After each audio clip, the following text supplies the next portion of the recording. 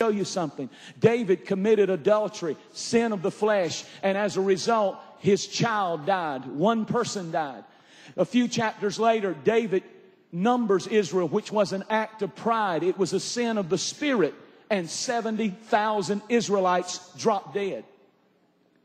What I'm saying to you is we're big about judging sins of the flesh, and sometimes it's the sins of the spirit. It's pride. It's arrogance. It's not willing to submit. It's being humble. It's being broken. It's having the right attitude, the right spirit. And 70,000 died with that thing wrong, and only one died with the sin of the flesh. Both are wrong, but we need to understand how God tests us.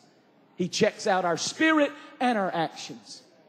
He drew the knife, and here's what I want you to see. If you don't get nothing else out of this message, get this. Notice that in verse 1, when God called Abraham, He called him by name one time. Abraham, take your son to the mountain. Kill him. Prove to me you trust me. He called him by name one time. But when he raised the knife, the angel had to scream twice. Abraham. Abraham. Did you catch that? In other words, what a man.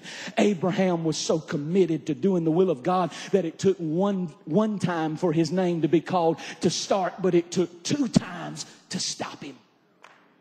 Are you finishing stronger than you started? Are you more determined and consecrated today than you were when He called your name at an altar experience years ago? I heard the Lord in my heart say to me this week, He said, I don't want you to lose your fervency. I don't want you to lose your consecration. I don't want you to lose your commitment. When I called you one time and you went out and you did my will, and now you're about halfway in the journey. I want to know, are you more fired up and more determined and more committed now than you were when you started? If not, you are losing ground. Where is your commitment? When He first saved you, when He first called you, you were on fire reading the Bible, praying. If Pastor called a prayer meeting, you were there on the front row ready to pray. And now, years later, it ought to take 2 screams just to get you to calm down.